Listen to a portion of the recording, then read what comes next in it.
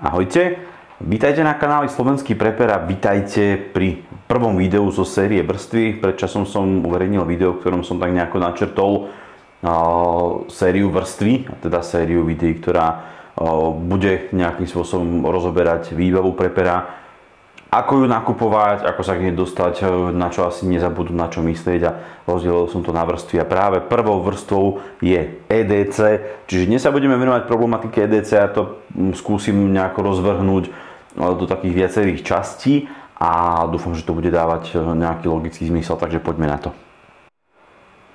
Takže ako ste asi pochopili, začneme nožmi, alebo prvá kapitola tohto videa bude venovaná práve nožom. Predtým ale si neodpustím zo pár slov k tomu EDCčku, lebo nevždy sa asi stretávam s nejakým rozumným pochopením toho pojmu EDC. Nepravím, že mám patent na rozum a že ten môj výklad je jediný správny, ale EDC ako everyday carry, teda veci, ktoré nosíme každý deň pri sebe, by mali byť naozaj vecami, ktoré nosíme každý deň pri sebe. To každý musím podčiarknúť dvakrát, pretože sa stretávam s takými vecami, že niekto z mojich známych aj mi pošle nejakú fotku, že toto je moje EDCčko, a potom sa niekde stretneme alebo niečo a že podaj mi nôž, a ten človek, nemám nôž. Pozriem, si mi posielal krásny nôž, fotku, na poličke ho mám odložený. Alebo prídem niekde a zase iná situácia, iný človek, ukáž mi tú pištol, čo si to tam spravil s tou spúšťou. Vieš, ja mám dnes v trezore, dnes pištol nepotrebujem. Tak vždy tak zostanem zarazený, lebo nebavím sa teraz o dlhých zbraniach alebo o proste zbraniach na polovné účely, nebavím sa o ľuďoch, ktorí proste majú zbrania ako súčasť povolania, ale bavím sa o ľuďoch, ktorí majú áčkový zbroják a nosia zbraň na ochranu seba, svojich blízkych. Nech mi niekto vysvetlí, ako môže potrebovať zbraň 2 dní v týždni a zvyšné dni už ju nepotrebuje, alebo ju potrebuje 5 dní v týždni a 2 dní už ju nepotrebuje. Proste nejako mi to nepasuje, nerozumiem tomu, pretože raz, keď potrebujem zbraň na ochranu svojej osoby, tak ju potrebujem stále. A keď ako náhle to pripúšťa výnimky, tak ju asi až tak veľmi nepotrebujem. To je taký môj názor. A už som to viackrát spomínal, mimochodom, viem, že toto nie je nejaká prvá príležitosť, pri ktorej sa k tomuto vyjadrujem.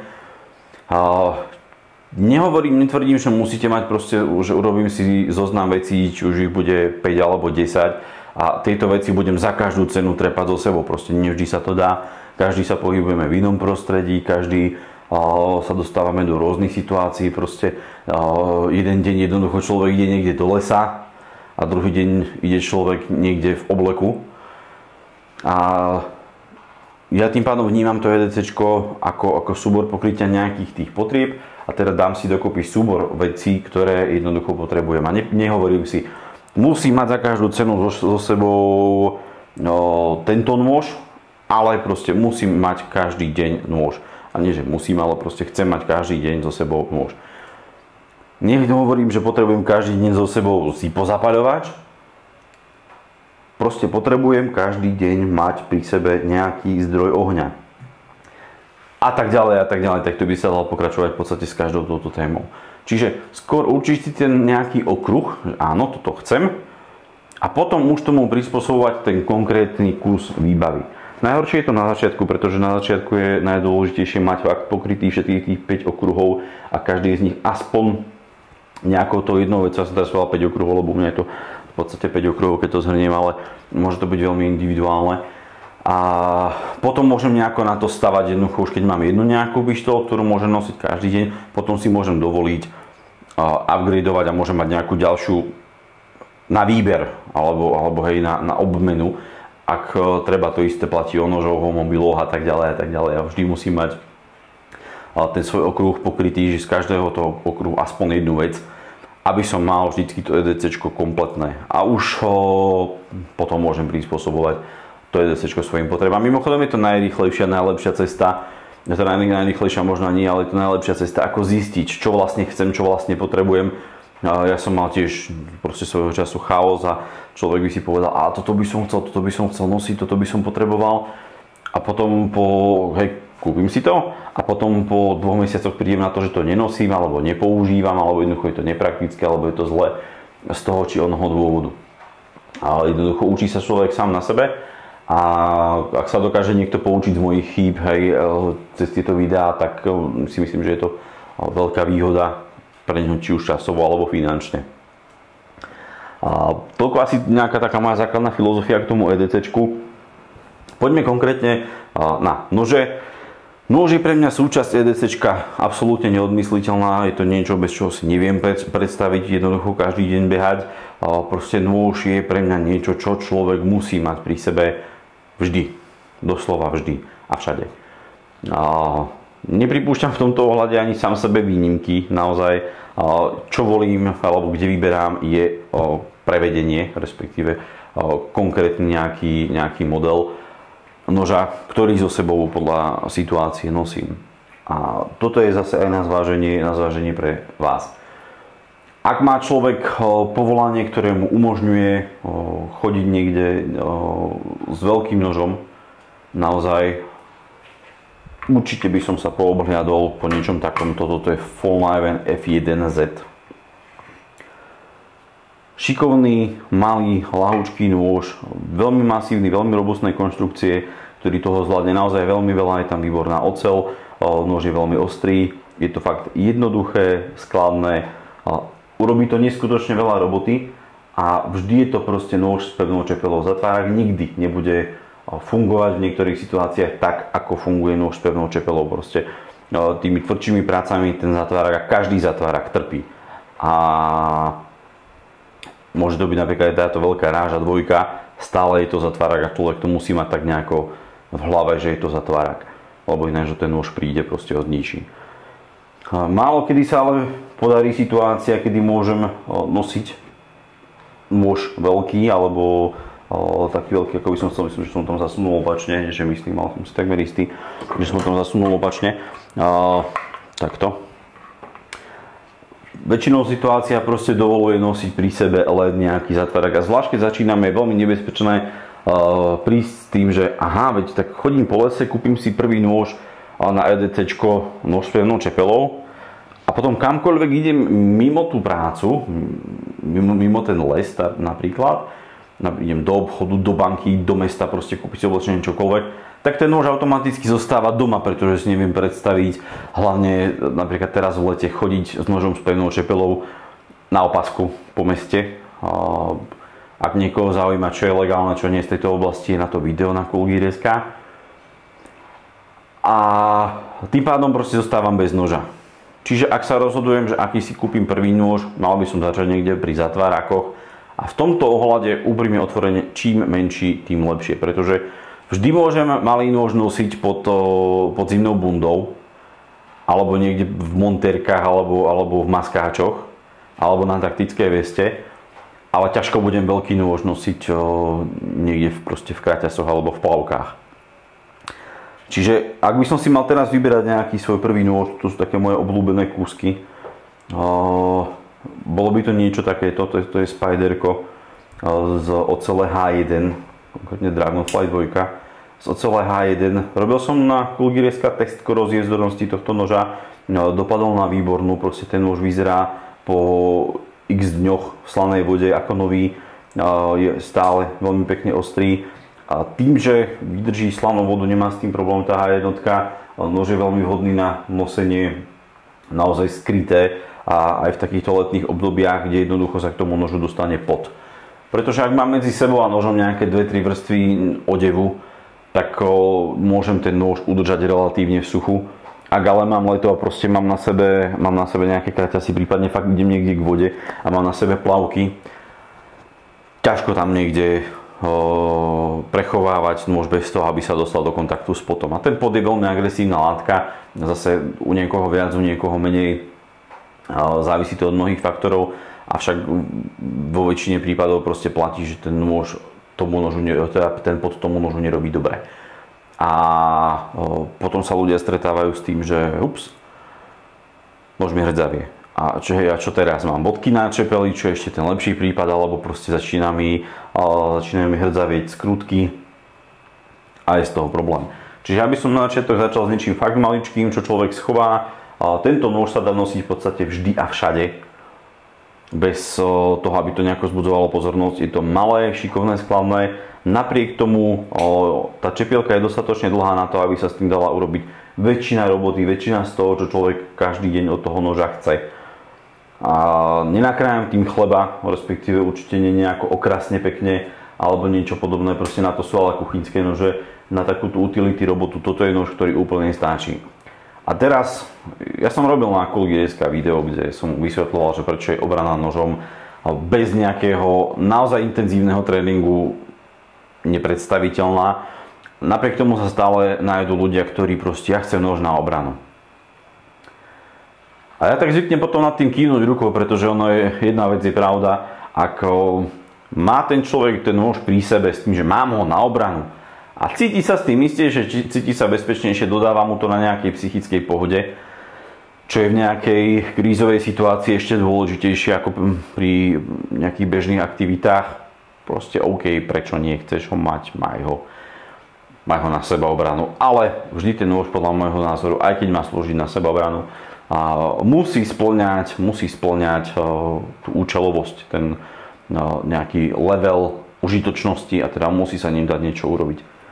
Dá sa ubrániť takýmto nožom? Áno, ak to viete, čo s tým nožom máte robiť.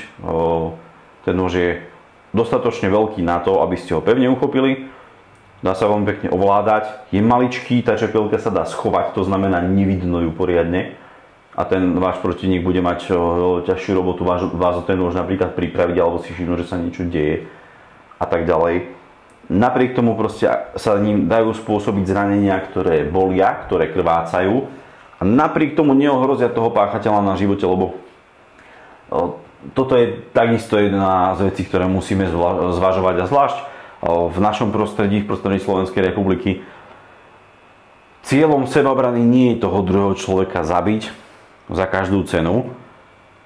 Cieľom je zastaviť ten útok. A čo lepšie zastaví útok ako chlapík, ktorý respektíve čo lepšie odradí útočníka ako to, že z každej strany proste krváca na viacerých miestach, bolí ho to, hej, má bolestivé zranenia, krvácajú mu ruky, krváca mu tvár. Vtedy najčastejšie proste ten človek prestane ďalej nejakým spôsobom útočiť. Zase zovšeobecňujem, ak je niekto na drogách, tak si nevšimne, že krváca ani po 2 hodinách. A ak teda medzi tým nestihne vykrvácať. Ale ak je to taký nejaký útok motivovaný napríklad snahou obrať vás o peniaze, o mobil alebo niečo podobné, tak tam tomu páchateľovi to veľmi často za to proste nestojí. Čiže asi toľko. K sebaobranným nožom, lebo je to veľká téma, áno, môže človek nosiť pri sebe čisto sebaobranný nôž. Nič proti tomu nenamietam, nič proti tomu nemám. Keď sa bavíme o sebaobranných nožoch, tak si predstavím skôr niečo takéto. Toto je Spyderco Matriarch 2. Je to nôž, ktorý bol pôvodne navrhnutý, aj ten názov Matriarch, pre ženy v Afrike, samozrejme v niektorých častiach, kde si ten nôž môžu dovoliť, na ochranu pred násilníkmi. Prečo? Týmto nožom sa ubráni aj decko, ak to mám takto škaredo povedať. Ako náhle ho viem silno držať, nepustiť a machať ním okolo seba, zasiahnuť im toho útočníka, je veľmi pravdepodobné, že ním spôsobím veľmi dlhé, veľmi škaredé rany, ktoré krvácajú, sú bolestivé a tak ďalej, ale veľmi ťažko týmto nožom budem spôsobovať smrteľné zranenie. Čiže zase, môžem sa brániť, môžem sa účinne brániť, ale nehrozí tak veľmi, že spôsobím smrteľné zranenie. Na druhú stranu, ak chytím niečo takéto, jediný spôsob, ako môžem tým nožom tomu páchateľovi niečo urobiť, je začať bodať. Ako náhle začnem bodať, zaprvé musím vedieť kde, ako, hej, alebo tie zranenia bodné zvyknú byť maličké, veľmi často sa tá rana sama zatvorí, nemusí tak veľmi krvácať, hlavne zo začiatku, ak je tam nejaký adrenalín a tak ďalej. Ten páchateľ ani nevie, že sa mu niečo udialo a je veľké riziko, že zraním nejaký dôležitý orgán niekde v tele. Proste, že spôsobím zranenia, ktoré v konečnom dôsledku povedú k smrti. A teda útok tak rýchlo nezastavím a na druhej strane môžem toho človeka veľmi, veľmi ľahko usmrtiť. Čo je v podstate cesta do basy. Nehovoriac o tom, že ináč sa vždy bude vysvetľovať niečo takéto, kde môžete argumentovať tým, že proste to zakrývenie čepele je veľmi vhodné na rezanie lán, špagátov, šnúra, proste je to záchranný nôž, dá sa veľmi pekne obchať pod oblečenie, dá sa ním rozrezať kušela alebo niečo podobné. Ako vysvetľovať niečo takéto, proste toto je tiež také koledovanie si trochu o problém. Keď sa bavíme o tom, že chcem nosiť obranný nôž, tak určite môžem nosiť ten obranný nôž len vtedy, ak mám utilitársky nôž zabezpečený. To znamená, budem nosiť dva nože. Niekedy sa to dá, niekedy sa to nedá. Ja sa tiež snažím to mať takto nejako pokombinované, že mať ten jeden nôž jednoducho na obranný na tú ľavú ruku po ruke, aby v prípade potreby som mohol ním veľmi rýchlo operovať a je to jednoducho záloha k strelnej zbrani. Tam ale vzniká problém, lebo tiež niekedy mám pri sebe dve pištole, respektíve nosím dve pištole a jednoducho nevždy sa to dá nejako rozumne umiestniť a tá filozofia potom sa trošičku komplikuje, filozofia použitia, ale ak mám proste ten nôž na obranu, najlepšie je ho proste fakt schovať niekde, ideálne ak nosíte nejakú inú zbraň ešte na ľavú ruku, naučiť sa ním ľavou rukou manipulovať.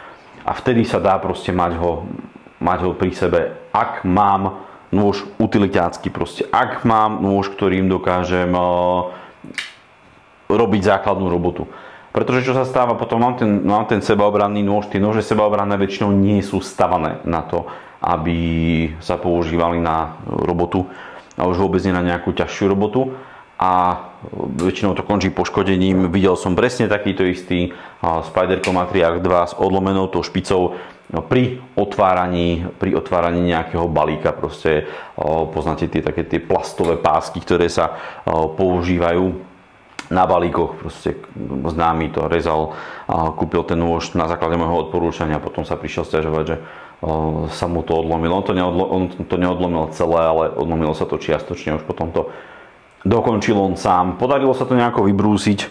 V podstate má z toho nôž s takou skoro klasickou čepielkou. Vyzerá to čudne, ale nôž stále nosí, používa, pokiaľ viem. Napriek tomu proste tie nože na to určené nie sú a hrozí, čo je najhoršie, lebo zničíte nož, tak ste si zničili nož, ale hrozí nejaké zranenie a to je už horšie, proste tie nože sú ostré. Nie je to sranda. Ďalšia vec, sebaobranný nôž musí byť ostrý. A ako náhle začnem tým nožom každý deň niečo rezať a tak ďalej, ten nôž sa otupí. No, takéto srandy sa veľmi ťažko brúsia. A určite si neviem predstaviť, že by som toto mal brúsiť tak často ako na nejaký normálny rozumný nôž. Čiže stráca to tú hodnotu aj tej sebaobrannej zbrane. Proste nakoniec skončím s tupým alebo poškodeným nožom, ktorý mi aj tak neposlúžil dobre ako utiliťák. Čiže potom naozaj je na zváženie nosiť tie nože dva, ak chcete veľmi sebaobranný nôž. Ak sa zmierim s tým, že proste ten nôž je utiliťák, ktorý môžem v krajnom prípade použiť na sebaobranu, je to trošičku rozumnejšia situácia. Tam už je tá škála tých nožov použiteľných väčšia. Typický príklad. Vezmem si tieto dva nože. Oba sa dajú použiť ako veľmi slušné utiliťáky. Tento lepšie kúsok reže kvôli tvaru čepielky. Je tam to zaoblenie. Napriek tomu si myslím, že na tú sebaobranu sa bude dať použiť. Proste je to veľký, masívny nôž, silný nôž, veľmi ostrý nôž. Treba sa o ňo samozrejme starať. Toto je takisto nôž, ktorý sa dá používať na utilitársku robotu, ale má veľkú výhodu v tom Wave otváracom systéme. Ak ste to nevideli, pozrite si recenziu na tento kúsok na kanále Kulgy.sk.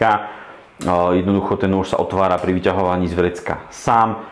Chytím ho do ruky otvorený. Má to dva levely. Samozrejme je to užitočné, ak jednoducho niečo robím a mám plné ruky. Respektíve mám iba jednu ruku voľnú, potrebujem ho otvoriť jednou rukou, tak nemusím šaškovať a hrať sa, jednoducho ten nôž chytím a je okamžite pripravený k použitiu. Druhý level tohto noža je, že keď ho mám dobre umiestnený, viem ho vyťahnuť a otvoriť zároveň jednou rukou. Mám z polovice vyhraté aj v sebaobrannej situácii. Proste dá sa ten nôž použiť krásne v prípade núdze aj na sebaobranu. A zase sme pri tom, ak viete, čo robíte, tamto má 2 hroty, čiže je to takisto veľmi dobrý nôž na také ľahké seky, ľahké rezanie a spôsobovanie práve takých tých plytkých, ale škaredo vyzerajúcich zranení, ktoré majú potenciál zastaviť nejaký útok. Čiže asi nejako takto. Pri tom EDCčkovaní veľa ľudí sa stretáva s tým, že vidíme hoci kde nejaké reklamy a propagáciu nejakých väčších nožov. Toto je Polforce Alpha 2. To je obrovský masívny nôž. Samozrejme, veľa to znesie, veľa to vydrží. Je to taký nôž, ktorý tiež dodáva trošičku sebaistotu. To je Cold Steel Ráža 2. To isté, obrovský nôž. Mimochodom má tiež ten wave systém. Toto je tiež taký peacemaker. Keď človek niekde vyťahne, tak tiež polovica útočníkov si rozmyslí, čo urobiť ďalej. Sú to veľké nože, viem, že dajú sa nosiť z vlastnej skúsenosti. Prekvapivo ten Cold Steel sa dá nosiť ešte skôr ako ten veľký Polforce.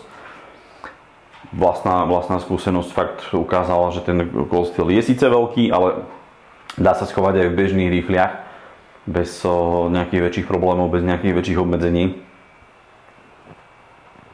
Napriek tomu si dovolím tvrdiť, že toto sú nože, ktoré skôr patria niekde do bug out bagu, kde jednoducho budú nahrádzať nejaký nož pevnou čepelou, ktoré, hej, s tým, že v prípade núdze, v prípade potreby, keď časť tej výbavy toho bug out bagu budem musieť z nejakého dôvodu vybrať z neho a nahodiť na seba, jednoducho neprejdem niekadeľ cez nejaký checkpoint alebo čokoľvek s batohom, alebo jednoducho nechcem s tým batohom vzbudzovať dojem, že mám toho viac ako niekto ďalší, budem to potrebovať nahádzať na seba skôr človek schovaný niekde, hej, takýto zatvárák ako nož pevnou čepelou budiš.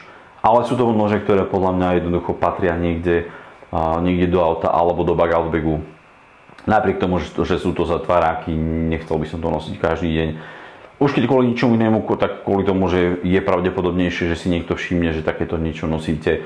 Ťažšie sa vám to bude vysvetľovať. Horšie budú ten nož vnímať spolužiaci, kolegovia na pracovisku, nadriadení a tak ďalej. Proste keď niekde vyťahnete takýto nôž, že si chcete odrezať nejaký kus rožka alebo otvoriť balík, tak na vás budú pozerať proste ináč, ako keď na tú istú robotu vyťahnete niečo takéto. Mimochodom, ja som to spomínal, ale mne sa páčia na takéto EDC-čkové účely oranžové nože, žlté nože, zelené nože, myslím svetlo-zelené nože, pretože to pôsobí práve tým dojmom toho utilitárskeho využitia, že teda mám ten nôž na prácu, nie na nejaké sekanie svojich kolegov, lebo ako náhle máte aj menší nôž, a toto je tiež úžasný EDC-čkový nôž, ľahučký, maličký, napriek tomu tá čepielka je silná, hrubá, konštrukcia je robustná, proste sú tam kvalitné materiály, veľmi dobrá oceľ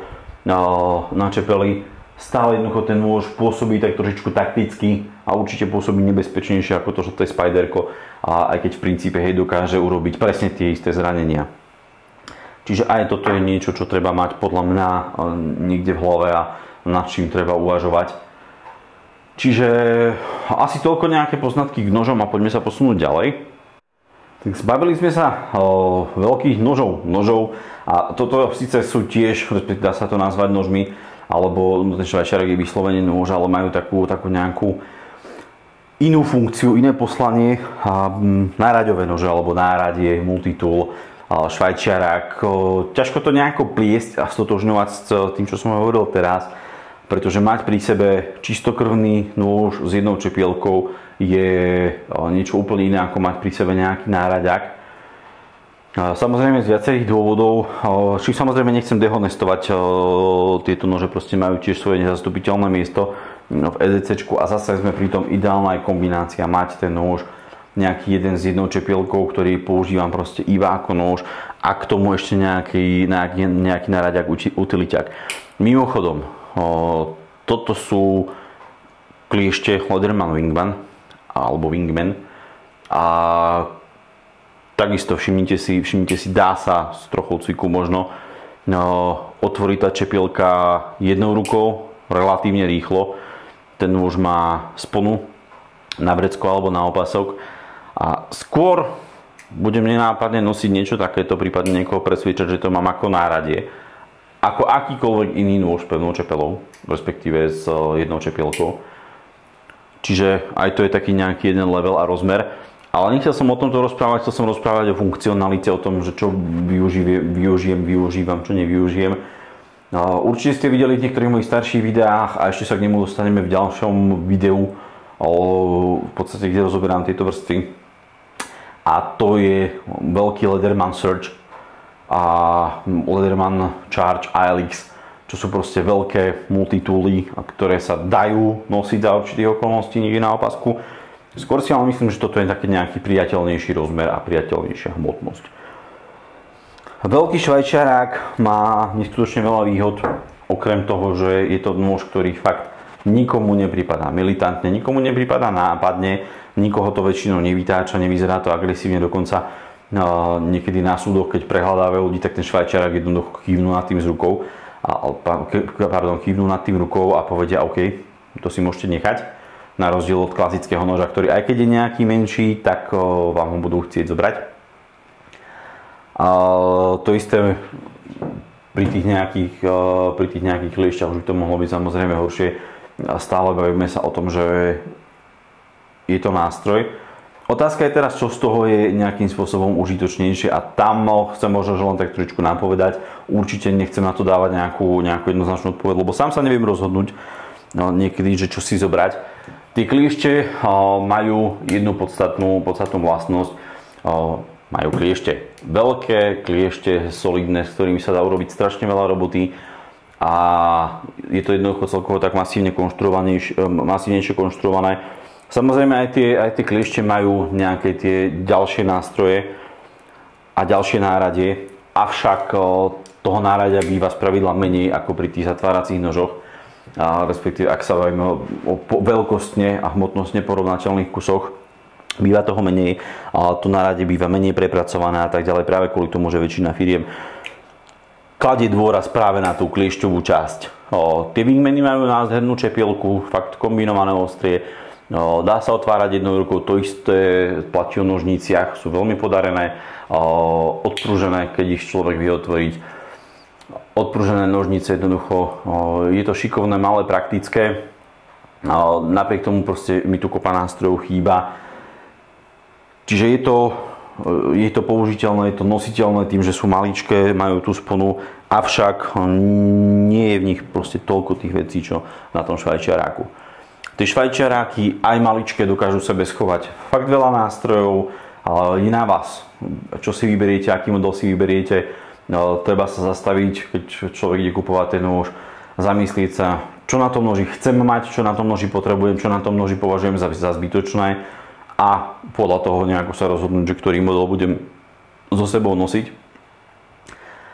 A zase sme v tom leveli, že ešte stále je to EDC-čkovateľné. To znamená, ešte stále tieto veci sa dajú nosiť každý deň pri sebe. Samozrejme teraz v lete je to horšie. Ja sa priznám, že nenosím ten Leatherman v lete tak často. Victorinox v lete tak často a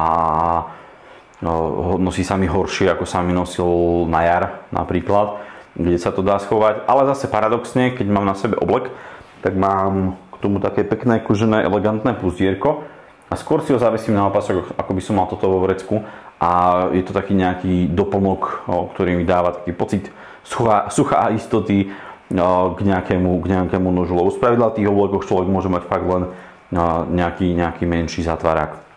Čiže toto je niečo navyše, kde sú ďalšie dve čepielky a tak ďalej. Posledných pár slov k týmto nožom a nástrojom. Stále pri tom EDC-čku z toho pohľadu pre pera treba mať v hlave, respektíve musíme mať v hlave aj to, že s čím ráno odídeme z domu, s tým už môžeme skončiť proste na dobro. To znamená, už sa nemusíme dostať k tej svojej ostatnej ďalšej výbave. Čiže ak mám na EDC-čkovanie na výber 5-6 nožov, tak musím vždy myslieť na to, že ako mám pri sebe jeden, tak tie 4 už nemusím nikdy vidieť.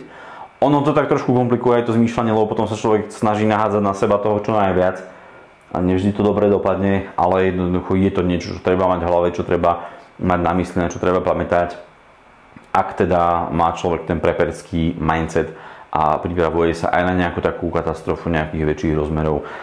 Mal by mať fakt niekde vzadu v hlave, že to, s čím odchádzam ráno, môže byť to, s čím bude musieť fungovať veľmi, veľmi, veľmi dlho. Poďme na ďalšiu kapitolu. Elektronika, keď nie všetko z toho, čo na stole vidíte, sú elektronické prístroje. Tá elektronika je súčasťou nášho každodenného života. Si myslím, že prvý predmet, ktorý človek chytá ráno do ruky a posledný, ktorý odkladá, je väčšinou mobil. A práve tie mobilné telefóny jednoducho nám veľmi často vedia uľahčiť život, ale sú veľmi náchylné na tieto naše outdoorové aktivity a survivalové aktivity a preperské aktivity a podobne. Stretávam sa s rôznym mixom názorov, niektorí ľudia proste sa spoliehajú na tú elektroniku, že teda budem fungovať s tou elektronikou, niektorí vyslovene nakupujú elektroniku odolnú s nejakou vojenskou špecifikáciou, ktorá by mala vydržať nejaké zhoršené ťažšie podmienky. Niekto zase ten mobil hneď odpíše, že mobil pri prvom probléme ho proste zahodím a bude po.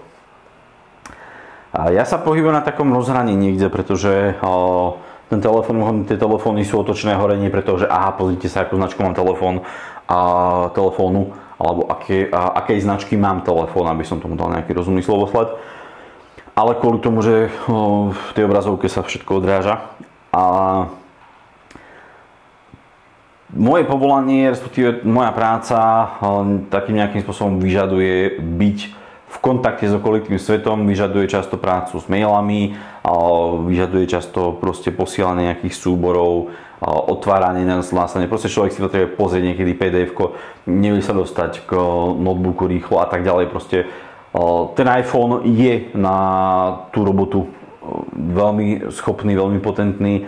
Nehovorím, že Android je na tom horšie. Proste vo firme sme prechádzali všetci na Apple a kupovali sa počítače, kupovali sa iné veci Appleácké a jednoducho kvôli tej kompatibilite, ktorá je problém niekedy, tak mám aj ja zvyšok proste Apple. Nič ďalšie za tým hľadať netreba. A nechcel som ani túto tému nejako rozoberať, otvárať. Už si viem predstaviť niektoré komentáre pod videami zo skúseností predchádzajúcich.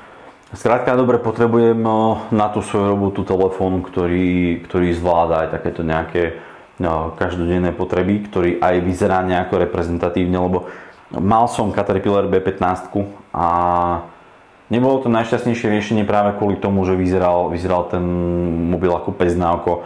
Keď som mal na sebe oblek a bol človek na nejakom jednaní a jednoducho vyzeralo to zvláštne a nevždy môžete každému vysvetľovať, že viete, ale ja to nemám kvôli tomu, že neviem čo, ale jednoducho som nešikovný a mobily mi padajú z rúk. Skrátka, dobre, musím mať aj takýto nejaký elegantnejší telefón, čiže riešenie moje je jednoduché. Na to každodenné používanie ťahám so sebou ten iPhone, ale ako náhle idem niekde mimo alebo do mesta alebo niečo podobné, respektíve mimo mesto, používam túto Motorola. To je Motorola ES400, je to starší telefón ešte s tým Windows Mobilom, ktorý ešte fungoval.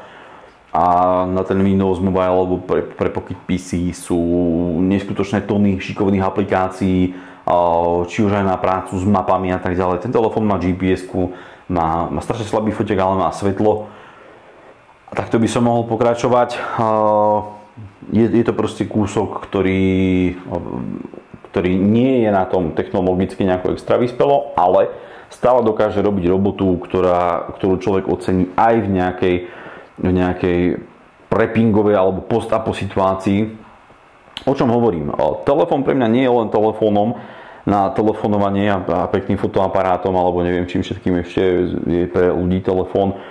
Pre mňa telefón znamená aj úložisko dát a úložisko informácií. O čom hovorím? Hovorím o tom, že v telefóne sa dajú veľmi krásne uložiť, ak teda to ten telefón zvláda, v PDF-ku rôzne knihy a hlavne návody. Ja si napríklad neviem predstaviť pri tých mojich vysielačkách všetkých, a že by som držal všetky tie ovládania v hlave. A veľmi často sa mi stáva, že proste chcem urobiť niečo s vysielačkou, hlavne tie ISO mašinky ale aj veľký e-com skener. Proste majú toľko nastavení, toľko možností nastavenia, že človek si to jednoducho neudrží v hlave. A chcem niečo urobiť a neviem si spomenúť, ako sa to na tomto konkrétnom stroji teraz rýchlo robilo. Nie je nič jednoduchšie, ako mať to uložené, celý ten návod v PDF-ku v telefóne, prípadne v obrázkoch v iPode, pre toho tu mám. No, pretože tam sa dá tiež proste v JPEGu klasickom, máte veľa konvertorov, ktoré vám rozoberú PDF-ku na JPEGy za pár sekúnd a ak si to viete nejako usporiadať logicky, tak to môže byť aj celkom dosť prehľadné, prípadne vyberiete si len tie strany, ktoré vás zaujímajú alebo len tie, ktoré potrebujete, nahážete to do toho iPodu. Alebo ak máte akýkoľvek iný hudobný prehrávač, ktorý podporuje obrázky, viete to tam nahádzať, môže to byť čítačka elektronických kníh, naozaj čokoľvek, čo vás napadne. Viete to tam nahádzať, máte so sebou celú knižnicu vo vrecku. A to je taká nejaká moja filozofia k mobilným telefónom a podobným veciam. Netreba hádzať ten telefón do koša s prvým nejakým problémom. Jednoducho, keď nejde GSM sieť, super, vydrží mi dlhšie baterka, prepnem mobil do režimu lietadlo a stále tam mám svoj archív kníh, svoj archív dát, možno aj fotiek blízkych, pretože to niekedy môže byť po tej psychologickej stránke veľmi dôležité v takejto nejakej vyhrotenej situácii. Je to proste niečo, čo vám môže veľmi pomôcť. Keď už sme pri mobiloch, spomeniem zo pár užitočných vecí. Existujú rôzne aplikácie, ktoré vám umožnia dostávať správy, či už formou niečo podobného ako RSS, že teda vám to vyskočí a vyskočí vám to ako upozornenie nejaké, ako sa v tej správe objaví nejaké kľúčové slovo. A toto je veľmi užitočná aplikácia, proste ak si nahážete tie kľúčové slova veľmi rozumne, tak vás dokáže ten telefón v priebehu pár sekúnd upozorniť na dôležité veci, ku ktorým by ste sa len tak rýchlo nedostali, alebo ktoré by ste objavili možno o pol hodinu neskôr pri nejakom pravidelnom prezeraní správ, ak teda pravidelne prezeráte správy, čo si myslím, že každý prepper by mal robiť, mať prehľad o veciach okolo seba. Čiže tie telefóny dokážu byť užitočné aj týmto štýlom. Ako nemusí to byť práve správa, že nastáva koniec sveta, čo by bola asi správa, ktorej by som ja sám veľmi ťažko uveril, ale napríklad predpovede počasia, blížiace sa búrky, búrky s výraznými škodami v okolitých krajinách veľmi často nám povedia, že to môže prísť k nám na Slovensko a tak ďalej. Skrátka, tie telefóny vedia byť veľmi užitočné. Keď už sme pri telefónoch a podobných elektronických zariadeniach, ja nedám dopustiť na powerbanky. A ešte predčasom sa priznám, že som to nejako nepoužíval a teraz si neviem predstaviť život bez toho, lebo naozaj častejšie asi dobíjam telefón z powerbanky ako klasicky nabíjačkou.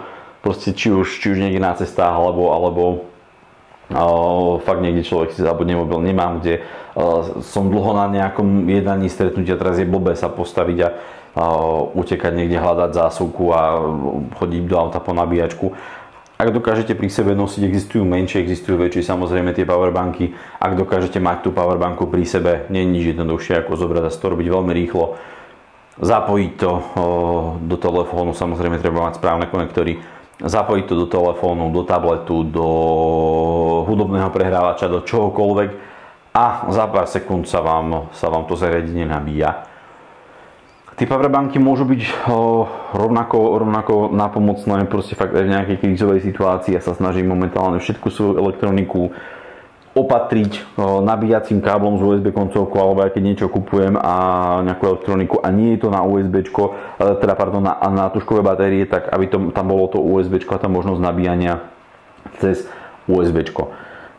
Je to jednoducho cesta, ako udržiavať tie veci nabité a napríklad aj pri tom nabíjaní vecí z auta.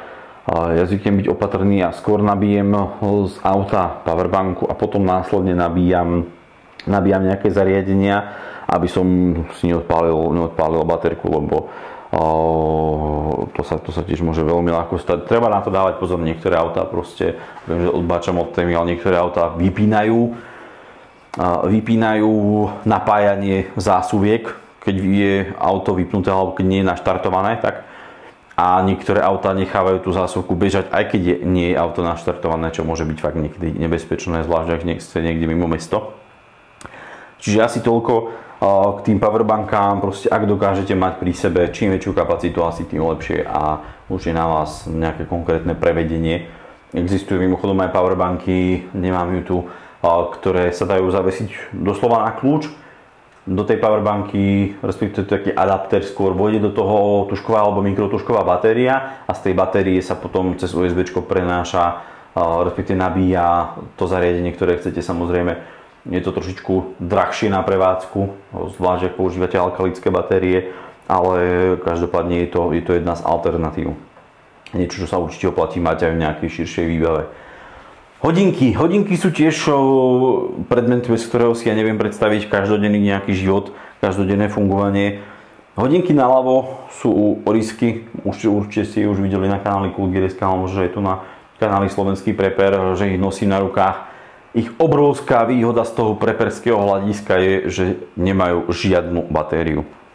Sú to automaty, mechanické automaty, teda naťahujú sa pomocou kývadla, pohybmi rúk, pohybmi zápestia. Majú okrem klasického času majú kalendár a majú stopky, čisto mechanické stopky, čo tiež môže byť veľmi užitočné tým, že v nich nie je batéria a nemusí sa človek obávať, že ich odpáli nejaký zdroj magnetizmu, elektromagnetický impuls alebo niečo podobné. Proste každý sa pripravuje na niečo iné. Zase na druhej strane tie mechanické hodinky majú tiež svoje nevýhody, svoje limity. Vtedy prichádzajú na rad klasické obyčajné digitálky. Toto sú G-Shocky, jedna z tých lacnejších, jednoduchších rád. Mnohí ste sa ma na G-Shocky pýtali a mnohí ste si pýtali recenziu. Už niektoré firmy aj slúbili, áno, pošlame na recenziu hodinky od G-Shocku a niektoré už si pýtali dokonca adresu a telefónne číslo a nič stále. Ťažko niekedy jednať s niektorými partnermi na Slovensku. Ale aj tie digitálky dokážu, kým im funguje baterka, veľmi dobre poslúžiť. Je XY super hodiniek pre pera. Existujú hodinky fakt s kopou funkcií od teplomerov, barometrov až po hodinky s GPS, hodinky s búrkovým alarmom, čo je podľa mňa maximálne úžasná vec. Teda hodinky, ktoré vás pri prudkom poklese tlaku upozornia, že teda môže prísť búrka. Fakt, ak ste v lese alebo niekde na nejakom turistickom chodníku, môže to byť veľmi užitočné. Čiže naozaj pri hodinkách sa fantázii medzi nekladú. Skôr by som sa obzeral po niečom overenom, po niečom odolnejšom, asi niečom, čo vydrží a po niečom, čo možno nejako nepúta veľmi pozornosť. Keď máte hodinky obsadené briliantmi, alebo neviem, či tak je to dosť nápadné. Už tieto Orisky sú také celkom dosť nápadné, keď ja som vyberal taký jednoduchší dizajn. Ale je to proste niečo veľké, tak to môže tiež pútať nejakú pozornosť, môže vás to priviesť do problémov. Proste vám niekto môže dať po ústach len kvôli tomu, aby vám zobral hodinky, ak to zhrniem. A je jedno, či je to nejaká pozdapo situácia, alebo proste sa večer vraciate z mesta domov. Takže asi toľko nejak elektronika. Od elektroniky, keď sa snažím nájsť nejaký logický sled, tak ma to automaticky privádza k baterkám alebo svietidlám, ak chcete. Svietidlo je fakt kus výbavy, ktorý človek potrebuje alebo používa každý deň. Ukazoval som pred chvíľočkou mobilné telefóny, oba majú možnosť zapnúť blesk ako svietidlo, čo využívam naozaj veľmi, veľmi často. A tiež je to proste jedna z metód, ako si pomôcť v tme. Každopádne mať pri sebe správnu baterku a poriadnu baterku, ktorá veľa vydrží, môže byť tiež veľmi dôležité. Toto je len taký reprezentant 500-lumenová Diri-Lite Nightmasters a s frickou šošovkou. Skrátka, dobre, je to svietidlo veľmi silné, je takisto použiteľné aj na sebaobranné účely, doslova do písmena, pretože tých 500 lumenov, keď niekomu zasvietím do očí, tak sa mi dvakrát nepoďakuje. Čo sa tých svietidel týka, existujú svietidlá so stroboskopmi, existujú svietidlá, ktoré majú túto hranu ešte ostrejšiu, respektíve s nejakým výraznejším vzorom, agresívnejším vzorom, ktoré sa dajú použiť aj ako úderná zbraň. Každopádne tých svietidiel je naozaj XY možností a variácií. Ja som sa časom dopracoval k veľmi jednoduchému setupu a to maličký zdroj svetla na kľúčoch. Robil som na tento konkrétny prívesok recenziu, lebo nie je prívesok ako prívesok a práve tento má zabudovanú šošovku a teda to svetlo je také koncentrované do jedného miesta, nie je také rozptýlené.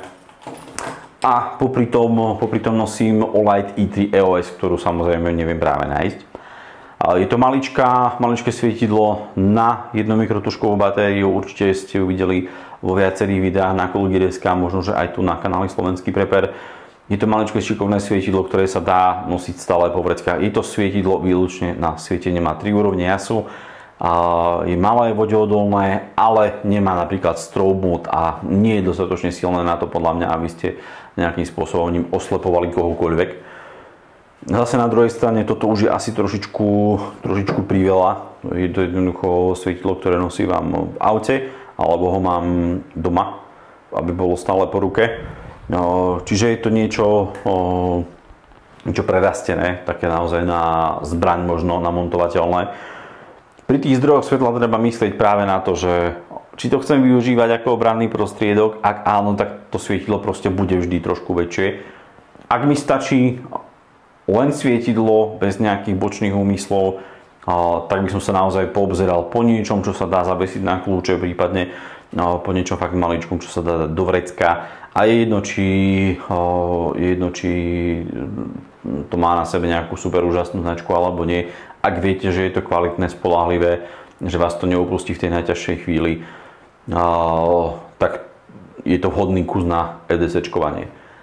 Prepper si k tomu musí pripočítať jednu podstatnú vec a to je výdrž batérie, pretože fakt niekedy sa môže stať, že tie batérie budú problém a budete chcieť, aby to svietidlo vydržalo čo najdlhšie. Práve preto tá i3 EOS, lebo tam je fakt ledka maličká, tá AAA batéria, 3Ačková batéria, mikrotužková batéria, ako chcete, v tom svietidle vydrží v pohode pol roka pri takom nejakom občasnom používaní bežnom. Čo je celkom slušný čas, aj to s tým, že ju používam väčšinou automaticky na maximálnej úrovni svietenia alebo na maximálnom jase. Naproti tomu toto svietidlo vydrží svietiť zhruba hodinu a po hodine, ak by ste ho udržali v ruke, lebo sa zahrieva celkom slušne, tá batéria je v háji, používa sa tam veľká netypická batéria, myslím, že to je 18650, ak som si nepomýlil poradie tých čísel, a jednoducho môže byť problém takú batériu zohnať, lebo problém je ju kúpiť. Väčšinou sa to objednáva cez net alebo v nejakej špecializovanej predajni. Tužkové batérie, mikrotužkové batérie zoženiete na každom rohu a aj v prípade nejakej katastrofy alebo nejakej živelnej pohromy skôr sa dá nazbierať dostatok týchto batérií bežných, ako zháňať niečo takéto. A samozrejme tie dobíjateľné batérie môžu sa dať dobíjať a môžete byť v situácii, kedy proste nebudete ich mať ako dobiť. Čiže asi toľko takto v skratke k svietidlám. Viem, že by sa o tom dalo rozprávať veľa, viem, že by sa dalo toho veľa ukazovať. Avšak z také nejakej mojej osobnej skúsenosti viem, že strašne veľa ľudí nenosí zdroj svetla vôbec žiadny. Takže asi toľko. Od tých svietidiel by som sa rád pohol možno, že aj bez pauzy k improvizovaným obranným prostriedkom, pretože tá baterka v podstate medzi ne patrí. Mimochodom je to jeden z najrozumnejších obranných prostriedkov. Ak máte silnú baterku so stroboskopom, ktorá sa dá navyše použiť aj ako kubutan, teda nejaká úderná zbraň, tak máte o zábavu postarané. Je to niečo, čo vám nikto nevezme, neodníme.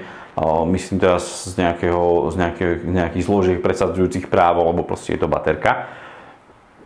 Avšak nevždy sa dá. Existujú samozrejme rôzne možnosti, ako sa brániť a chrániť, ak teda nemáte plnohodnotnú, plnokrvnú zbraň, ku ktorým sa dostanem teda v ďalšej kapitole.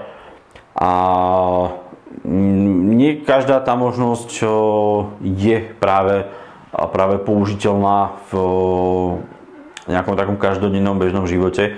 Pretože napríklad nosenie teleskopického obušku, ktoré akože bežne nosia ľudia teleskopický obušok, je prístupkom, ak teda nie ste v režime niektorého zákona, ktorý vám to povoluje, napríklad zákon o poskytovaní služieb v oblasti súkromnej bezpečnosti, myslím, že tak sa volá zákon o SBS-kách teraz. A tak ďalej, skrátka, obušok je chladná zbraň, ak nosíte chladnú zbraň na sebaobranu, aj keď len na sebaobranu, proste na Slovensku je to veľké nie. Napriek tomu tie teleskopické obušky sú veľmi šikovná vec, je to v podstate nástroj, ktorým dokážete predĺžiť svoj dosah, ktorým dokážete spôsobiť útočníkovi celkom slušné zranenia. Obrovský výkričník pri teleskopických obuškoch. Teleskopický obušok vyžaduje tréning, proste jeho použitie, účinné, rozumné použitie vyžaduje tréning. Ako samozrejme môžete tým máchať okolo seba ako palicou, ale potom vám naozaj stačí kúpiť si nejakú palicu alebo baseballku alebo čokoľvek na tento spôsob.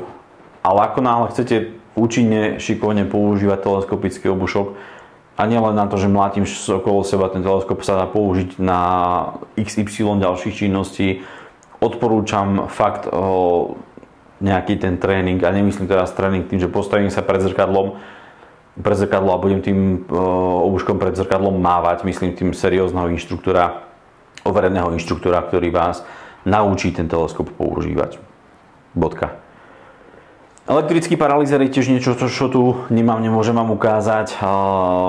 Takisto je to veľmi schopný, potentný obranný prostriedok. Jeho nevýhoda je, že musíte toho protivníka k sebe pustiť na bezprostrednú vzdialenosť.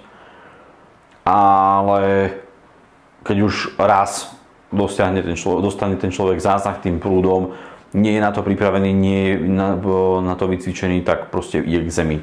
Nevýhoda je, že tie účinky odznievajú prakticky hneď, ak si práve nerozbije hlavu pri tom páde. Takže má aj svoje nevýhody. Problém s teleskopickým obuškom, takisto s touto veľkou baterkou, je nosenie. Proste tie predmety sú podľa mňa príliš veľké na to, aby ich človek nosil. Zvlášť v lete, alebo keď je proste teplejšie.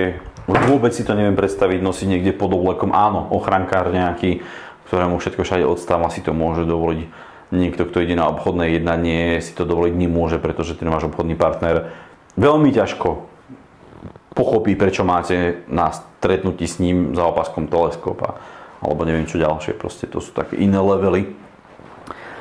A toto je taký môj obľúbený drobec záložák. Klasický slzný sprej, samozrejme v režime tríska, nie hmla. Ak neviete, o čom hovorím, tak si pozrite test slzných sprejov na kanále Coolgear.sk, kde sme to testovali, skúšali, vysvetľovali a neviem čo všetko dokopy. Toto je podľa mňa taký asi najnositeľnejší formát. Samozrejme, tej účinnej látky je tam maličko. Je to podľa môjho názoru ale dosť na to, aby ste spôsobili nepríjemnosť 1 až 2 útočníkom. A malo by vám to kúpiť dostatok času, za podmienky, že to zafunguje, lebo nie na každého tie slzné spreje samozrejme fungujú. Malo by vám to kúpiť dosť času na to, aby ste sa mohli z tej nejakej konfliktnej situácie vyvliesť, aby ste mohli proste jednoducho uísť. Čiže ten slzný sprej, je to ideálny obranný prostriedok? Určite nie, ale je to podľa mňa lepšie ako nemať nič a podľa mňa takisto to využitie alebo to nosenie skôr nesie so sebou menej rizik ako nosenie toho teleskopu a tak ďalej. Zase hovorím z vlastnej skúsenosti, proste poznám kopec policajtov, bavili sme sa x-krát na túto tému týchto obranných prostriedkov. Skrátka, dobre, maličký slzák by sa veľmi ťažko používal pri nejakej protiprávnej činnosti, skôr vám ho niekto odpustí ako nejaký teleskop a už vôbec nie boxer alebo niečo podobné. Proste to sú celkom slušné nezmysly. Poďme k ďalšej kapitole. Strelné zbrane. Strelné zbrane sú fakt kapitola sama o sebe, tak trošku to nadväzuje na tie zbrane, nie že improvizované, ale keď tie obranné prostriedky skôr, nie je to taká plnokrvná zbraň v mojich očiach. Vybrať strelnú zbraň zvykne byť problém, ak chcete nejakú radu alebo tip na výber strelnej zbrane. Video na Kulgir.sk, takisto video o zbraniach je aj na tomto kanáli, na kanáli Slovenský Prepper, kde som to rozoberal tak trošku viac, čiže tuto len tak zhrniem a preletím. Toto je môj ideálny setup. Chýba tu samozrejme ďalší zásobník do tej 45-ky, kde jednoducho máte na opasku na pravej strane v klasickom púzdre veľkú pištol. Toto je konkrétne 5 palec v nejakom solidnom komunikačnom kalibri, to znamená 45, 40, možno 10 auto, 357 SIG, to sú také tie kalibre, ktoré veľa informácií odovzdajú za veľmi krátky čas. Samozrejme pod pojmom informácie myslím energiu a dokážu naozaj spoľahlivo zastaviť toho útočníka. A záložná pištol je vždy rýchlejšia ako prebíjač. A už akú záložnú pištol si človek môže dovoliť pri sebe nosiť, je vec, kde sa pohybuje, ako sa oblieká a tak ďalej. Ale či už máte možnosť nosiť niečo takéto, alebo čo je maličký Ruger LCPčko. Mimochodom Ruger, bol som na, veľa ľudí ma tam chytá za slovíčka a opravuje moju výslovnosť. Ja som bol na ich stánku na IVE a boli tam asi 4 tí zástupcovia, so všetkými som sa rozprával, každý to vyslovoval ináč a to sú ľudia, ktorí proste pre tú firmu pracujú. Takže ak to ja vyslovím tak alebo nejak a niekto ma potom ide opravovať, ako sa to naozaj vyslovuje, tak sa potom nečudujte, že sa na to hnevám. Alebo že teda na to nejako nereagujem. Proste mať pri sebe ďalšiu zbraň záložnú môže byť naozaj obrovská výhoda. Ak nemôžete nosiť samonabíjajúcu pištolu alebo nejaký revolver 5-ranový, malý vreckový so sebou, stále sa dá nosiť niečo na štýl North American Arms, stále sa dá nosiť možno nejaký Derringer, niečo proste malé, skladné. Tá 22, ako som už xkrát spomínal, je podceňovaný náboj. North American Arms robí tie malé revolvery aj vo verzii, to je nádherný revolver, ten PAG. Je to maličký drobec, ale je to v kalibri 22 VMR, čo už je celkom slušné strelivo a dokonca Hornady robí toto strelivo aj v prevedení Critical Defense, čo je takisto celkom slušný komunikačný prostriedok. Každopádne mať dve zbrane môže byť obrovská výhoda aj v nejakej post-apo situácii alebo situácii proste nejakej krízovej, núdzovej. Ak ste v nejakej skupine, prípadne máte nejakého partnera, či už je to nejaký kamarát alebo je to nejaká priateľka, manželka, je obrovská výhoda môcť strčiť do ruky tomu druhému ďalšiu zbraň. A samozrejme, ak ten človek z ňou vie zaobchádzať, vie ňou zaobchádzať bezpečne a viete, že bude vedieť reagovať v nejakej krízovej situácii, pretože nie je nič horšie zase ako strčiť do ruky neskúsenému človeku pištol a teraz bráň sa, hej, je to taká polosamovražda a čo ja viem, niekde pri pochode v lese dáte neskúsenému človeku do ruky revolver, ktorý jednoducho, hej, neodpúšťa, lebo proste revolver, väčšina revolverov s double action spúšťou alebo SADA spúšťou, a ako náhle dôjde k stlačeniu spúšťa a nemáte práve prázdnu komoru, tak dôjde k výstrelu. A to isté sa dá aplikovať aj na pištole s nábojom v komore, ale tak tam viete aspoň tomu človeku ten jeden náboj z komory vyťahnuť, vybrať a vysvetliť mu, že to má obtiahnuť. Myslím, že vo filmoch to videl už asi každý. Tak sa vám ten človek proste môže zastreliť pri nejakom páde alebo zraniť niekoho iného alebo na vás minimálne upozorniť, že aha, tu som, ten výstrel je počuť na veľmi veľkú vzdialenosť. A pri tých zbraniach práve som chcel spomenúť aj to, že ak nosíte zbraň, trénujte. Trénujte veľa, trénujte toľko, koľko sa vám dá. Samozrejme, každý prepper má takú dilemu, že či idem teraz tých 100 nábojov minúť na tréning, alebo idem tých 100 nábojov odložiť na horšie časy. Proste s tým sa stretáva každý z nás a každý, s kým som sa o tom bavil. Čiže áno, mať aj takéto niečo v hlave, že robím si zásoby, ale bez toho tréningu je možné, že tie zásoby proste už nestihnete využiť. No, tak toto poviem. Čiže toto je taký nejaký môj setup. Dve pištole, jedna búchačka, hlavná, Druhá pištol teda záložná, niekde schovaná, tak aby nebolo hneď na prvý pohľad vidieť. Nikdy neviete, kedy vám niekto bude chcieť tú jednu pištol zobrať a vtedy je fakt dobré mať tú druhú schovanú.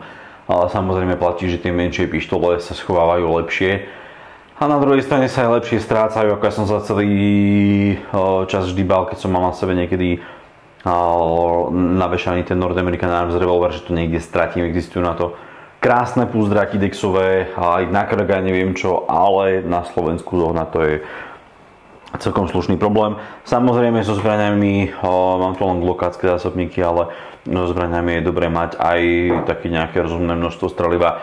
Zase preper musí mať v hlave to, že to strelivo, s ktorým dnes odchádzam z domu, mi bude možno musieť vystačiť na niekoľko dní, týždňov, mesiacov, čo už môže byť problém ako mať to nejak tak naplánované, že kým sa dostanem na tú svoju nejakú lokalitu, kde mám nejaké ďalšie svoje zásoby, môže to proste chvíľočku trvať a budem potrebovať možno tú zbraň medzi tým použiť, či už na obranu alebo na lov v nejakej situácii, kedy fakt by som mal umrieť od hladu a tak ďalej, čiže myslieť možno, že aj na to. Na toto je zase úžasná 22, lebo keď máte 22 pištol, 22 revolver, aj keď nejaký maličký, tak tam dokážete naozaj prenášať pri sebe celkom slušné množstvo nábojov, bez toho, aby vás to nejako obmedzovalo alebo zaťažovalo. 122 nábojov sa fakt vhodí do malého kompaktného balenia, možno že menšieho ako niekoho KPZ a 100 nábojov už teda je celkom slušná zásoba. Poďme ďalej. Oheň.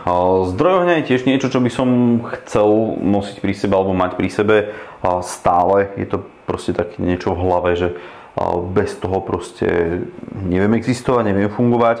Napriek tomu, že nefajčím, ten nejaký spôsob na zapálenie ohňa chcem pri sebe mať. Ono to možno nie je také dôležité, zvlášť v letných mesiacoch alebo v urban prostredí. V urban prostredí to tiež nemusí byť také akutné, ja však proste takúto potrebu mám, tak sa snažím niečo také stále nosiť. Ale toto je lupa na mojom Victorinoxe, ktorý tiež akože každý deň tak nejak so mnou niekde je, ak už nie priamo na sebe, tak každopádne niekde v brašni leží, ktorú so sebou nosím. Zapalovače. Zapalovače od klasických plynových, čo človek naozaj môže mať vo vrecku hodené, je to malé, existujú ešte tie menšie maličké zapalovače. No, dá sa to schovať, dá sa to hodiť do vrecka, keď sa to pokazí alebo oškrie, nikoho to nejako veľmi netrápi. Tá poruchovosť ale je celkom dosť vysoká, zvlášť pri tých piecoch elektrických. Je to proste niečo, na čo sa ja neviem veľmi spoľahnúť a klasickému fajčiarovi nevadí, pokazí sa mu zapalovač, tak si zoberie druhý. Ak si však predstavíš, že by som mal skončiť v nejakej kritickej alebo krízovej situácii a mám nefunkčný zapalovač, už je to trošičku horšie. Pri tých zapalovačoch, kde sa klasicky vyrába iskra škrtadlom, tam je to ešte také, že človek odimprovizuje a je tam ten kamienok, dá sa využiť. Pri tých piezoelektrických zapalovačoch už je to trošku horšie. Toto je ideálna záležitosť na podpalovanie ohňa v nejakých mokrých podmienkach v zime a podobne. Takýto horáčik s vysokou teplotou. Ja som to pred časom recenzoval, čiže dá sa na to pozrieť. Problém je, že nechcel by som to nosiť vo vrecku. Vyzerá to dosť krehko, vyzerá to, že by som to mohol polámať, poškodiť. Dá sa to zaistiť, tak aby to nehodilo tú iskru pri stlačení toho spínača hore. Proste potočím toto kolečko a nefunguje to, ale aj tak by som sa asi obával proste, že to zničím, poškodím, alebo že si tým ešte niečo spôsobím. Čiže asi tak, ak sa to dá proste mať niekde pri sebe, niekde v nejakej bunde v zime alebo takto tak v poriadku, ale po vreckách niekde v rifliach si to predstaviť úprimne veľmi neviem. Kresadlo. Veľa ľudí, ktorých poznám, nosia kresadlo zvlášť na kľúčoch. Ja som takisto nosil jeden čas kresadlo na kľúčoch, teraz som s tým prestal. Začal som nosiť klasický zapalovač. To kresadlo je úžasná vec, čo sa zapalovania ohňa týka, samozrejme. Problém s kresadlom je ten, že je nepraktické v nejakých situáciách, kedy potrebujete proste ten oheň rýchlo. A zase kresadlo ja skôr vnímam ako nejakú záložnú možnosť. A vždy je pohodlnejšie, rýchlejšie, zvlášť, že ak ste prechladnutí, skrehnutí, je vám zima, ste mokrí, potrebujete rýchlo založiť oheň, vtedy najjednoduchší spôsob použiť zapalovač. Začal som nosiť Zippo zase po čase.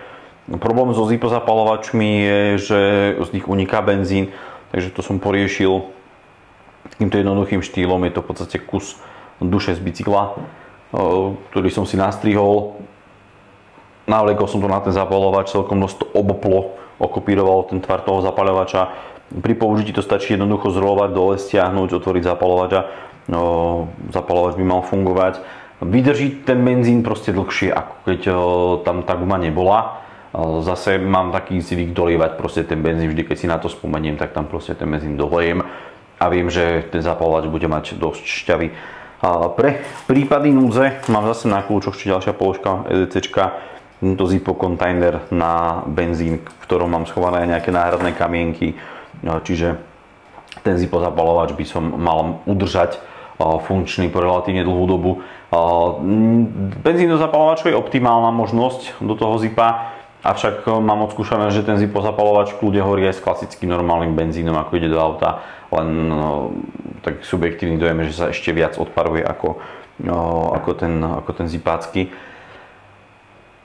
Čo je dôležité, Zippo zapalovač aj bez paliva stále hádže veľmi pekné iskry, tie kamienky sú kvalitné, ak teda máte originálky Zippo, sú kvalitné, hádžu pekné iskry, dá sa to v podstate využiť aj ako kresadlo. Tá iskra nie je taká horúca ako klasický Firesteel, ale tomu účelom môže poslúžiť. Mimochodom tie kresadielka samozrejme sa dajú kúpiť aj menšie, dajú sa kúpiť aj samostatné, len tie tyčinky alebo len to kresadlo nejakým spôsobom z toho vystrihať, orezať to držadlo na minimum, aby to bolo nejaké skladnejšie, kompaktnejšie. Len tak na okraj. Blížime sa pomaly ku koncu. Peňaženka je takisto niečo, čo asi nosí každý z nás. Táto peňaženka je strašne stará. Ja už som si kúpil medzi tým niekoľko ďalších peňaženiek a vždy sa vrátim k tejto, proste mi príde najrozumnejšia, nenápadná, zmestí sa do nej veľa vecí a stále dookola sa k nej proste vraciam. Čo je podstatné, respektíve čo mám schované v peňaženke, niekde sú tam čepielky z žiletky. Idem to teraz hľadať, lebo by som tu bol do zajtra. Pravdepodobne. Nosím tam Car Sharp od Sinclaira, je veľmi nenápadný. Mám osobnú skúsenosť takú, že to prejde cez detektory kovov úplne bez problémov. Nikto z toho nerobí nejaký veľký deal a stále je to proste ostrá čepielka, ktorú môže mať človek po ruke. Čo sa peňaženky a peňazí týka, ťažko to nejako vysvetľovať a zovšeobecňovať, proste čím viac hotovosti máte pri sebe, tým lepšie. Bodka. Mne tiež niekedy blbé proste nosiť nejakú viac hotovosti pri sebe, niekedy sa to nedá, alebo proste nie je to bezpečné a tak ďalej a tak ďalej. Nie každý má peňažky na to, aby si ich mohol schovať niekde v peňaženke. Čím viac peňazí ale dokážete pri sebe mať, tým lepšie pre vás. Proste bude to znieť možno hlúpo, ale tie peniaze naozaj dokážu vás dostať z mnohých nepríjemných situácií.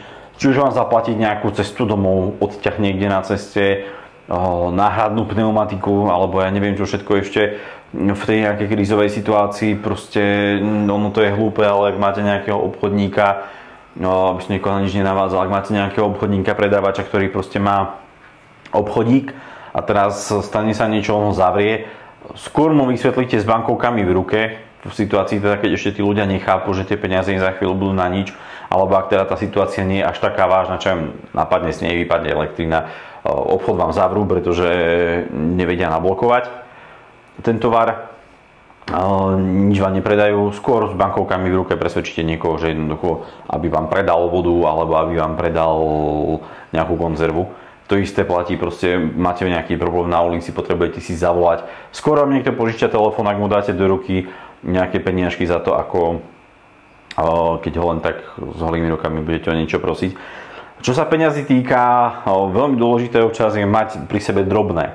Mne sa najviac osvedčili eurové mince, lebo ja mám takú tendenciu tie drobné, tie medené proste vyhadzovať z vrecák a niekde sa mi to kopí a potom vždycky s tým prídem tetušky na poštu otravovať, aby mi to rozmenili, keď už je toho fakt veľa.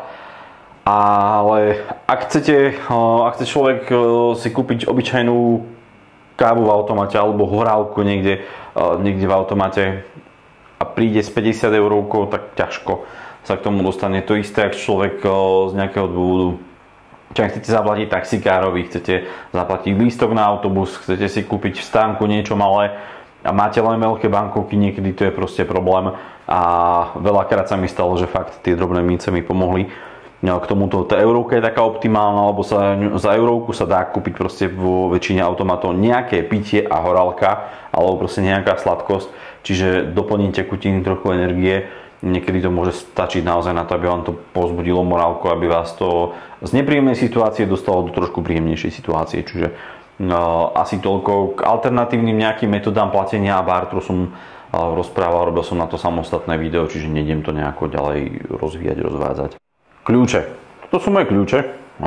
Kľúče sú také zázračné z jedného jediného dôvodu pre každé EDCčko, totižto kľúče dokážu medzi seba schovať strašne veľa drobností, ktoré by človek ináč možno postrácal alebo nenosil.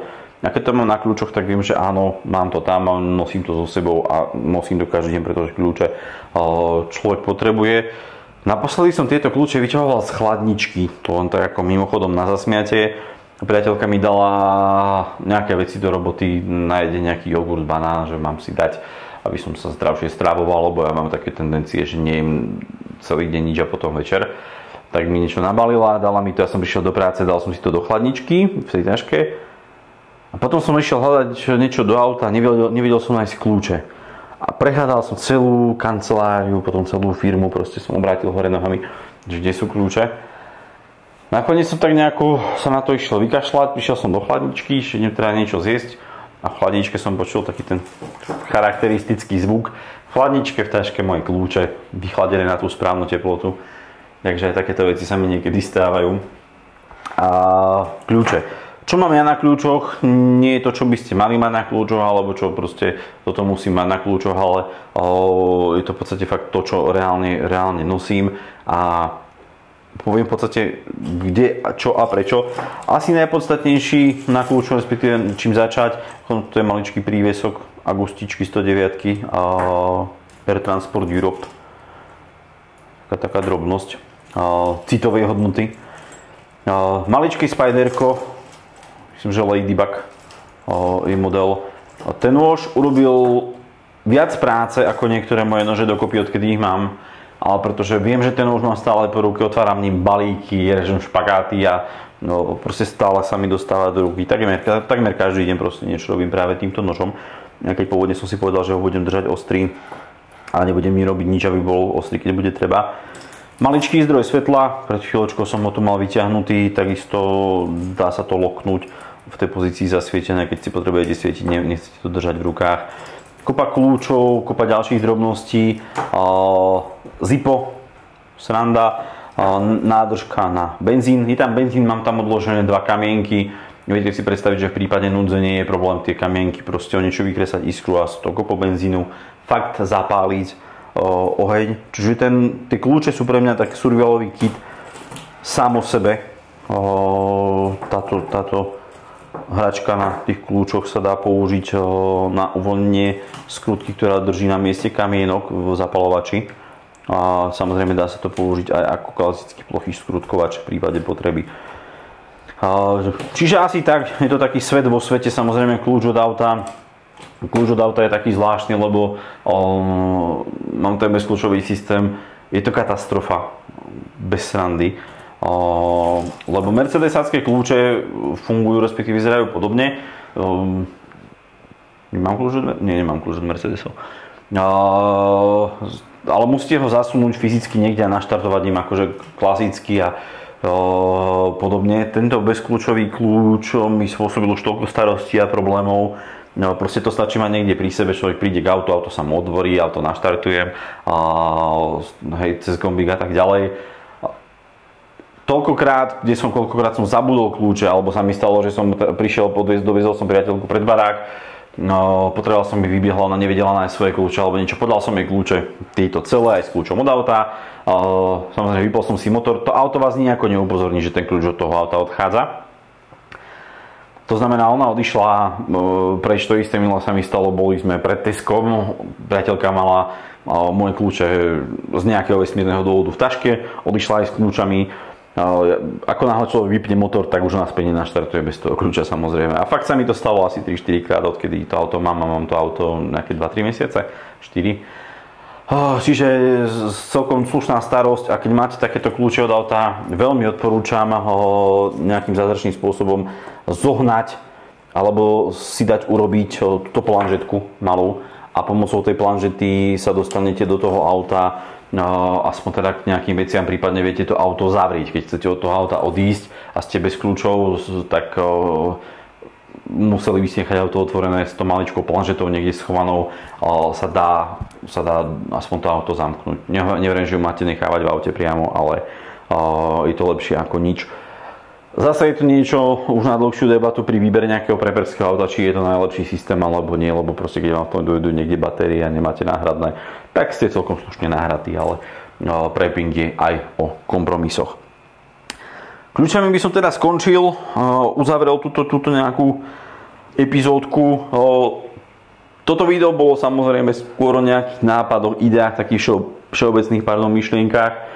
Ak máte vy nejaké EDCčko, budem rád, ak sa oň podelíte, ak máte nejaké skúsenosti s EDCčkovaním, či už zábavné alebo praktické. Ozvite sa, dajte o sebe vedieť, rád si prečítam alebo vypočujem alebo pozriem čokoľvek zaujímavé k tejto téme. Ďakujem, ahojte.